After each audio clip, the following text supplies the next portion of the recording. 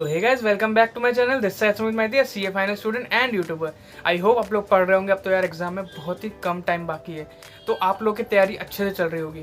तो आज मैं यार आप लोगों के लिए वीडियो लेके आया हूँ कि लास्ट के जो 1.5 डेज होते हैं हर एग्जाम में, तो उसमें आपको क्या स्ट्रैटेजी होनी चाहिए, कैसे आप अपना पूरा सिलेबस कंप्लीट करो एक और 1.5 दिन में लगभग कह सकते हैं। तो आज मैं सिर्फ ग्रुप 1 की लेके आया हूँ, क्योंकि ग्रुप 1 जितने भी सब्जेक्ट है जैसे अकाउंट्स, कॉस्ट, लॉ और टैक्स, इन चारों के सब्जेक्ट और जो है और उनके जो इंपॉर्टेंट चैप्टर्स है जो आपको पहले करने चाहिए, ए फिर बी फिर सी, कैसे करना चाहिए मैं आपको आज बताने वाला हूँ। तो बिना किसी देरी के आगे बढ़ते हैं। लेकिन यार आगे बढ़ने से पहले मैं आपको बता देना चाहता हूँ कि जैसे कि सीए का सिलेबस काफ़ी वास्ट होता है, तो यार आप लोगों को इंपॉर्टेंट क्वेश्चन की प्रैक्टिस करना और टेस्ट सीरीज को देना काफ़ी मुश्किल बन जाता है। तो स्टडी बडी क्लब लेके आप लोगों के लिए बहुत ही कम रेट में बढ़िया चीज़, जिसके पास्ट अटैम्प्ट में बहुत अच्छे रिव्यूज़ आए।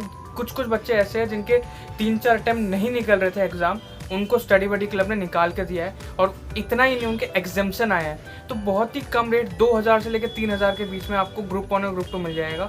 और उसमें भी अगर आप मेरा कोड इस्तेमाल करते हो सुमित, तो आपको उसमें भी एक्स्ट्रा 10% डिस्काउंट मिलेगा। कुछ नहीं करना, सिंपली जाके आपको बस प्ले स्टोर से डाउनलोड करना है, लॉगिन करना है और ख़रीदना है। और जितनी प्रैक्टिस कर सको करो, बस कुछ टाइम बाकी है, जल्दी कर लो, क्योंकि आपको यार इससे बढ़िया चीज़ नहीं मिल सकता। अब आगे बढ़ते हैं। देन यार पहले हम लोग स्टार्ट करते हैं जो 1.5 डेज होता है, बिकॉज यार अकाउंट्स जो होता है ना, अकाउंट्स उसमें थोड़ा ज़्यादा टाइम मिलता है। मैम जैसे मानता हूँ कि अकाउंट्स पहला पेपर होता है, उसमें एज़ कम्पेयर टू हम 3 दिन ले लेते हैं, 3 से 2 दिन हम ले लेते हैं, बिकॉज वो एक स्कोरिंग सब्जेक्ट होता है और उसमें आप ज़्यादा स्कोर कर सकते हो। तो यार उसमें मैंने कुछ ये नोट्स बनाए हुए हैं आप लोगों के लिए। तो यार फर्स्टली जो है ना, अकाउंट्स में जो लास्ट के 1.5 दिन होते हैं, जो भी लास्ट के 2-1.5 दिन होते हैं, आपको जो पहला जो बचा है पहले दिन, उसमें आपको bonus and right, debenture and preference share के रिडेम्पशन और profit and pre and post वाला वो चैप्टर, और इंश्योरेंस क्लेम, हायर परचेज और इन्वेस्टमेंट अकाउंट, ये आप पहले दिन में खत्म कर लोगे। छोटे छोटे चैप्टर है और स्कोरिंग सब्जेक्ट है, मतलब स्कोरिंग सब्जेक्ट है ही, साथ में स्कोरिंग चैप्टर भी है। इसी से आप 40 to 50 आराम से स्कोर कर सकते हो। और बाकी जो कुछ एएस है वो भी आप कर सकते हो, जैसे एएस 1 हो गया, 2 हो गया इन्वेंट्री, 10 और 12, ये एएस आप कर लेना एक दिन के अंदर, बिकॉज हो जाएगा और ये बहुत ही बढ़िया तरीके से आप कर सकते हो। देन यार फिर जो अगला दिन लास्ट एक दिन बाकी है, उसमें आपको जो पहले 2 हाफ में बांट देना उसमें। देन जो पहले हाफ में आपको सिंगल एंट्री, कैश फ्लो और आपको फाइनेंशियल स्टेटमेंट, ब्रांच अकाउंट और डिपार्टमेंटल अकाउंट, ये आप जितना जल्दी हो सके कर लो। मतलब लगभग 2, ढाई, 3 बजे तक ख़त्म कर देना इसको, क्योंकि यार इससे करने के बाद ना आपका 80 मार्क्स का सिक्योर हो जाता है और कुछ करने की जरूरत नहीं होती।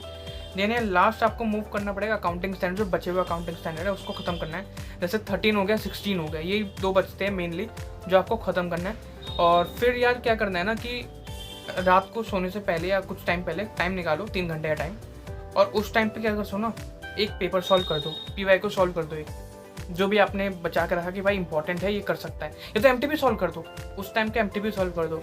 सॉल्व करने के बाद सो जाओ और थोड़े बहुत जो अकाउंटिंग स्टैंडर्ड है जो आपने पहले पढ़े थे उसको एक बार रिवाइज कर लो, बस। देन सुबह उठना है, सुबह उठ के कोई भी नया टॉपिक नहीं करना, बिकॉज सब कुछ मिक्सअप हो जाएगा। तो आपको क्या करना है, जो पहले के बाकी थे जो आपने किए थे उसको फिर से एक बार देखना है तो देख लेना, वरना देखने की कुछ चांस बनते नहीं है।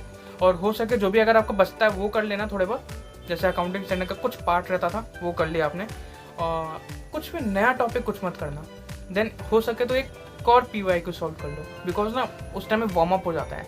बिकॉज मैंने भी एक पीवाई को सॉल्व करके गया था एग्जाम से कुछ टाइम पहले, मैं एक पीवाई को सॉल्व करके गया।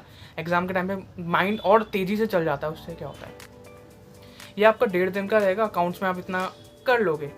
देन यार आपका आता है लॉ में।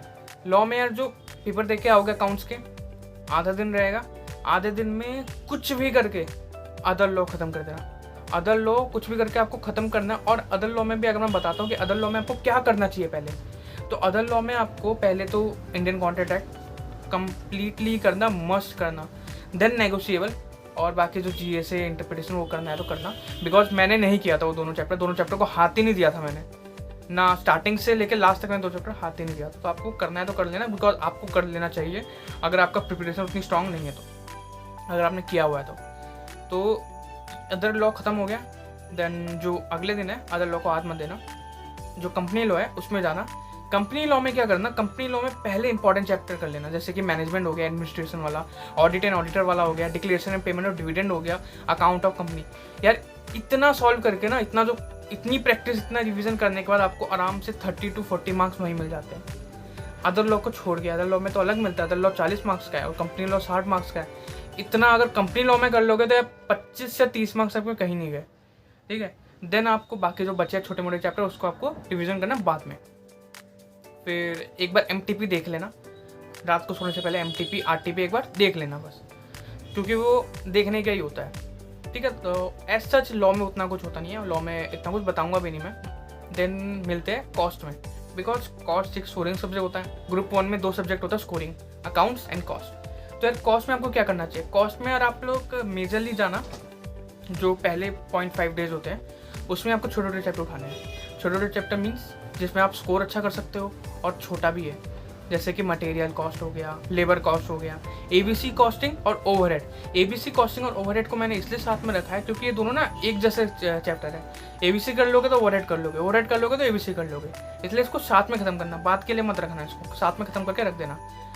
और लास्ट में एक सबसे इंपॉर्टेंट चैप्टर जिसके 10 मार्क्स का क्वेश्चन आता ही आता है, कॉस्ट शीट। ये 5 चैप्टर जो है ना, ये आधे दिन में ख़त्म कर लेना, बिकॉज अगले दिन के लिए छोड़ना ही मत, वरना कॉस्टिंग में यार वो हो जाएगा, दिक्कत हो जाएगी आपको। ये 5 chapter, material, labour, ABC, overhead और कॉस्ट शीट, इन 5 को पहले आधे दिन में ख़त्म करना।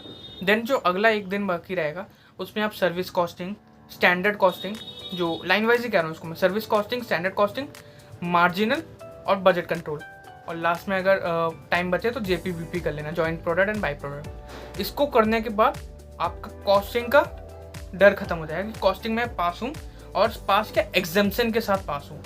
बाकी अगर कोई चैप्टर बचता है देन उसको आगे करना आप। तो ये कॉस्टिंग में इतना करके ना आप आराम से 60 ले आओगे, क्योंकि मैं भी 60 तक का क्या पता मुझे क्यों नहीं मिला, लेकिन मुझे आ जाएगा 60 आपके आ जाएंगे इतना करने के बाद। देन यार सबसे ज़्यादा डर जिसको बच्चों को रहता है टैक्स से, बिकॉज टैक्स एक ऐसा सब्जेक्ट है जिसमें स्कोर करना थोड़ा मुश्किल हो जाता है as compare to other subjects में होता है। टैक्स में यार मेरे भी आए थे 48 कुछ आए थे। तो टैक्स में मेरी क्या स्ट्रैटेजी, टैक्स में आप लोगों की भी वही स्ट्रैटेजी होगी, मैक्सिमम स्टूडेंट की वही स्ट्रैटेजी होती है तो मेरी रहती है। और टैक्स में सबकी स्ट्रैटेजी सिमिलर ही रहती है, जो एवरेज स्टूडेंट होता है उनकी सिमिलर रहती है, जो टॉपर्स होते हैं उनकी अलग रहती है, ठीक है। तो टैक्स क्या करना है, एग्ज़ाम दे के आया कॉस्टिंग का। कॉस्टिंग का मानता हूँ थोड़ा हार्ड, मतलब ऐसा होता है कि लेंदी पेपर आता है, थोड़ा आराम किया, घर पे लेके बैठ जाओ, और उस टाइम पे ये ठान के बैठो कि आपको GST ख़त्म करना है, GST पूरा ख़त्म करना है, एक चैप्टर नहीं छोड़ना GST का।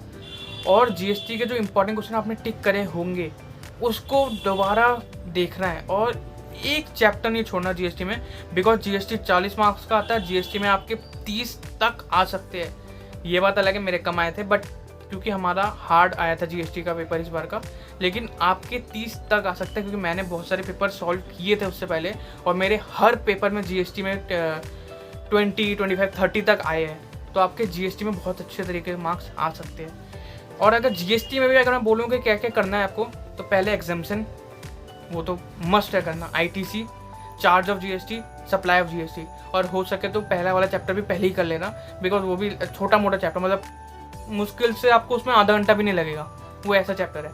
तो ये चैप्टर पहले करना, देन लेकिन GST पूरा ख़त्म करना, बिकॉज ये GST आपको डुबाने से बचा सकता है।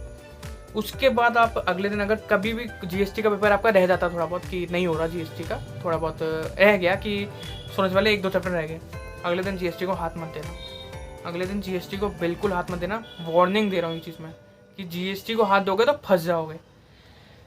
DT स्टार्ट करना, DT यार 60 मार्क्स का होता है, और DT में हेड्स ऑफ इनकम का तो इंपॉर्टेंट होता है, क्योंकि वो एक पूरा 14 मार्क्स का आता है हेड ऑफ इनकम से, और वो पूरा सारे DT का मिक्सचर होता है, वो उसमें क्या बोलूँ, सारे DT का मिक्सचर होता है। तो आपको DT हार्ड देना है। पहले आपको क्या करना है, TDS TCS, बिकॉज उसमें आप स्कोर कर सकते हो, डिडक्शन, ठीक है। फिर आप ये दोनों ख़त्म करने के बाद ना रेजिडेंशियल स्टार्ट कर देना, क्योंकि DT में एक यही चैप्टर है रेजिडेंशियल, जिससे यार आप, मैं क्या बोलूँ कि आप खुश होते हो कि यार DT में ये भी आसान है कुछ। TDS TCS और डिडक्शन और रेजिडेंशियल ये ख़त्म कर लेना, और ये ख़त्म करना बहुत ही कम टाइम है, जितना कम टाइम इस पर लगाओगे आगे में आपको ज़्यादा टाइम मिलेगा। ये 3 ख़त्म कर लिया। देन हेड्स ऑफ इनकम पकड़ो। हेड्स ऑफ इनकम में इनकम फ्रॉम अदर सोर्सेज पहले स्टार्ट करना, then house property, capital gain, PGBP, फिर सैलरी में जाना, बिकॉज सैलरी में ज़्यादा उसके सेक्शन वगैरह है, ज़्यादा पढ़ने को है। पीजीबीपी में क्या होता है, पीजीबी आपने मल्टीपल टाइम रिवीजन किया होगा तो मैं जानता हूँ। पीजीबीपी आपको हर टीचर, अगर हम सेल्फ किया होगा सेल्फ, अगर आपने किसी टीचर बोला होगा तो टीचर, हर टीचर ये कहता है पीजीबीपी को आपको हर टीचर कम से कम 5 से 6 बार रिवाइज करवा देता है। तो उसमें आपको टेंशन लेने की, उसको एक बार आप पढ़ना होगा बस। ये हेड्स ऑफ इनकम खत्म हो गया। देन बाकी जो छोटे मोटे चैप्टर है, क्लबिंग, एग्रीकल्चर, वो आपको करना है क्योंकि उससे भी क्वेश्चन आते हैं और आपको बचा लेता है। तो इससे क्या होगा ना, आपको टैक्स में स्कोर कर लोगे। टैक्स में आपको कितना चाहिए, बस 40 ऊपर ही चाहिए ना, आ जाते हैं इतने से, जीएसटी और डीटी से करके आ जाते हैं। और ये आपका पूरा मिक्सर रहेगा जीवन का। और मैं जल्दी से जल्दी कोशिश करूँगा ग्रुप 2 के वीडियो लाने में। आई होप आपको वीडियो पसंद आई होगी और मेरे चैनल को सब्सक्राइब कर दो। जिसको इस वीडियो की बहुत ज़्यादा नीड है, क्योंकि अभी एग्जाम बहुत पास है, हर किसी को ये वीडियो शेयर करो, बिकॉज यार सबको नीड होती है इस चीज़ की, क्या चैप्टर होनी चाहिए इंपॉर्टेंट। तो इस वीडियो को जितना हो सके शेयर करो, लाइक एंड सब्सक्राइब करो मेरे चैनल को। मिलते हैं नेक्स्ट वीडियो में, बाय बाय।